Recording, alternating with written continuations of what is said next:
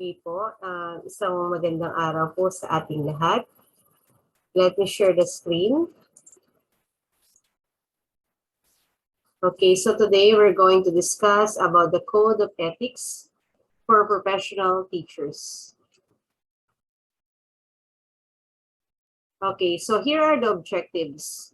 First, we have demonstrate an understanding of the key provisions of the Code of Ethics and become familiar with the responsibilities of professional teacher. Letter B, describe how the Code of Ethics can help or guide the teacher in the day-to-day performance resulting to a good teacher. And letter C, describe and become familiar with the responsibilities specified in the Code of Ethics for professional teachers. And D, exhibit professional behavior as set out by the Code of Ethics for professional teachers in the Philippines. So let us unlock the following difficulties. Here are the glossary of terms. We have the terms and the definitions. We have first, we have the Code of Ethics. So Code of Ethics means a guide of principle designed to help professionals act with honesty and integrity. And according to Oxford Dictionary, it is a written set of rules and management to conduct their actions in accordance of its primary values and standard. Then we have teacher. So when we say teacher, it is a person who facilitates learners to gain knowledge according to Republic Act 9155.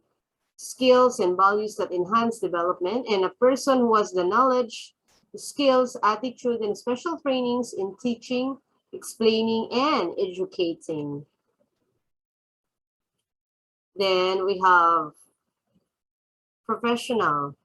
Okay, when we say professional, it is a person who characterized by or conforming to the technical or ethical standard of profession.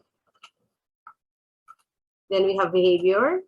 It is the way in which one acts or conducts oneself, especially towards others and to the organization he or she is serving. And the last one is we have the learners. Okay, the learner. So according to Republic Act 9155, any individual seeking basic literacy skills and functional life skills or support services for the improvement of the quality of her life. So Code of Ethics for Professional Teachers. The Code of Ethics for Professional Teachers serves as a guide for teachers, especially for new teachers. It is imperative that we observe and practice the set of ethical, moral principles, and standard values. So bilang isang guro, alamin po natin ang mga dapat nating ikilos, no? Bilang isang professional teachers. So pursuant to the provisions of paragraph letter E, Article 11 of Republic Act number 7836, otherwise known as the Philippines Professionalization Act of 1994, and paragraph letter A, section 6, PD number 223 as amended, the Board for Professional Teachers hereby adopt the Code of Ethics for Professional Teachers. Okay, so the Code of Ethics by the Professional Teachers issued by the Board of Professional Teachers through Resolution number 435 series of 1997 provides in the preamble that teachers are duly licensed professionals who possesses dignity and reputation with high moral values as well as technical and professional competence in the practice of their novel profession. They strictly adhere to, observe, and practice the set of ethical and moral principles, standards, and values. So let us discuss the Article 1, Scope and Limitations. Okay, so Section 1. The Philippine Constitution provides that all educational institutions shall offer quality education for all competent teachers, committed of its full realization. And the provision of this code shall apply, therefore, to all teachers in school in the Philippines. So meaning, this code shall apply to all teachers teaching in the Philippines. Then we have section 2. This code covers all public and private school teachers in all educational institutions at the preschool, primary, elementary, and secondary levels, whether academic, vocational, special technical, or non-formal, and teachers and all other persons performing supervisory and or administrative functions in all the term teacher shall include industrial arts or vocational school at the aforesaid levels, whether on full-time or part-time basis. So as you can see, wala pong nabanggit dito na tertiary. Because the tertiary, ang may cover po nito ay ang CHED. So ang makikita nyo lang dito, ang cover lang po nito ay ang all public and private school teachers from preschool up to secondary. Okay, so included po rito maging ang mga senior high school teachers natin.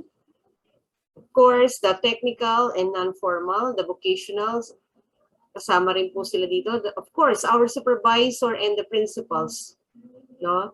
So lahat po ng mga nagtuturo, all persons performing supervisory and administrative functions, either vocational or industrial.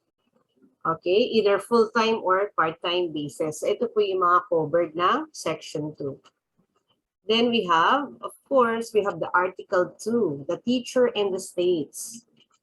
Okay, the teacher and the state. Okay, we have section 1. So it says here that the schools are the nurseries of the future citizens of the state, and each teacher is a trustee of the cultural and educational heritage of the nation and is under obligation to transmit to learners such heritage as well as to elevate national morality, promote national pride, cultivate love of country, instill allegiance to the Constitution and for all duly constituted authorities, and promote obedience to the laws of the state. So for section 2, article 2, the teacher in the states, meaning dito yumayabong. Yumayabong ang mga kaisipan ng mga mag-aral. Dito hinuhubog ang pagiging makabayan ng isang bata. And one of our role and obligation is to teach the heritage of our country. Gawing mabuting mamamayan ng ating mga learners. We have multicultural, even though we are one country, we are diverse. So kung noon, mapapansin niyo yung mga cartoons natin English, ngayon ay nakadub na sa Filipino. Noon ay may mga Spanish class tayo. Sa mga history ay natatalakay din ang mga dynasty ng mga Chino. Okay, at ngayon naman ito ay mga inabolish, no? Inabolish na yung Spanish para mas makapag-focus tayo sa ating history. So sa murang edad pa lang, pagpasok pa lang ng bata sa paaralan, ay itinuturo na natin sa kanila ang pagmamahal sa sariling wika. Paggalang sa watawat ng Pilipinas. So meaning, tinuturuan na natin silang ma-instill, no, yung love of our country. Okay, and to promote obedience to the laws of the state. Okay, then we have section 2. Okay. Every teacher or school official shall actively help carry out the declared policies of the state and shall take an oath to this effect. So, as an educators, kailangan nating umayon sa batas.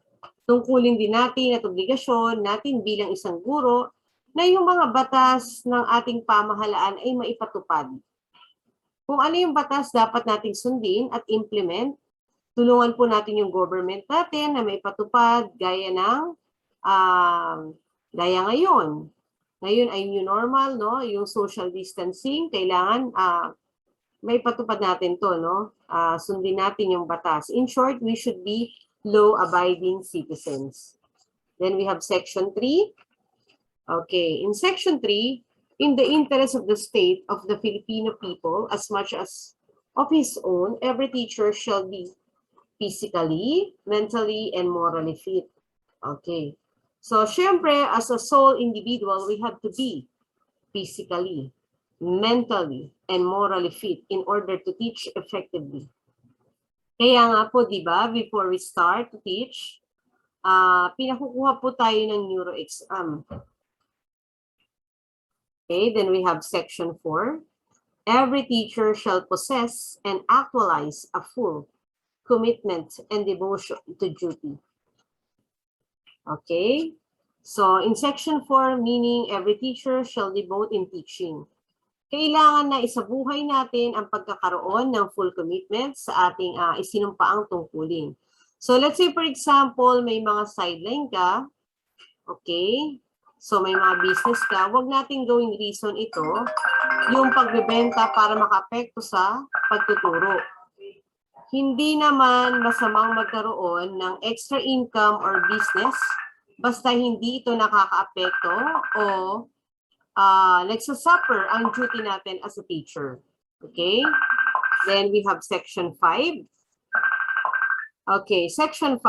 A teacher shall not engage in the promotion of any political, religious, or other partisan interests and shall not directly or indirectly solicit, require, collect, or receive any money or service or other valuable material from any person or entity for such purposes. Okay? So, ibig sabihin nun, bilang isang guro, tayo ay non-partisan. Always stay neutral sa panahon ng kampanya at sa eleksyon. So, meaning hands-off tayo. Kahit na ang kandidato ay kamag-anak natin, kapamilya natin, we shall remain a political impartial. Walang kinikilingan. Okay? So, di rin tayo umuupo sa eleksyon kapag meron tayong kandidato. Kagaya po, kapag halimbawa may tumakbo tayong kamag-anak, tayo po ay hindi nangangampanya para sa kanila. We shall not directly or indirectly solicit, require, collect any money. So kung mapapansin po ninyo, during enrollment, ang pinaka-latest relevant policy ng DepEd ay no policy collection. Para makasunod tayo dito sa section na to, sa section 5. Pero kung mapapansin nyo, ito ay voluntary basis. Saka kapag enrollment, ito ay di kinyo-collecta. Meron tayong taga-collect. Ang taga-collect po natin dito ay ang ating mga GPTA. Okay, iwasan din natin humingi ng ganito, ng ganyan sa mga politicians. Lalo na kapag may eleksyon, huwag tayong mag-take advantage. Okay? So next, section 6, every teacher shall vote and shall exercise all other constitutional rights and responsibility. Okay, so exercising the right to vote is essential to being a good citizen. Our responsibility during election is to serve as a board of election inspector at isa ito sa ating sinumpaang tungkulin. Pwede naman tumanggi kung may valid reasons po tayo, gaya ng health. Pag may health declaration, pinapayagan naman na hindi umupo or any valid reasons. So, lalo na kapag tayo ay related within the fourth civil degree by consanguinity or affinity. Yung may kamag-anak tayong malapit, kahit na yung mga by affinity, gaya ng bayaw, ng bilas, pwede tayong tumanggi. Although it's a responsibilities of a teacher, at nakalagay ito sa mandate ng Commission on Election na teachers shall be the primary sectors na magsisilbi at tutulong during elections. So, section 7, a teacher shall not use his position or facial authority or influence to coerce any other persons to follow any political course or action. So, in short, every teacher shall enjoy academic freedom and shall privilege in expounding the product of his researches and investigation, provided that if the results are inimical to the declared policies of the state, and they shall be brought to the proper authorities to appropriate remedial action. So for Section 7, in short, bawal tayong mangampanya. Bawal lumahok sa politika whether directly or indirectly. Kasi malakas tayong influencer, parang artista. Okay, and for Section 8, we have academic freedom. We have a privilege in founding the product of our researches, but it should always be in line with the law. So kung tayo may kakayahan sa isang larangan, ay dapat nating i-share sa ating mga learners.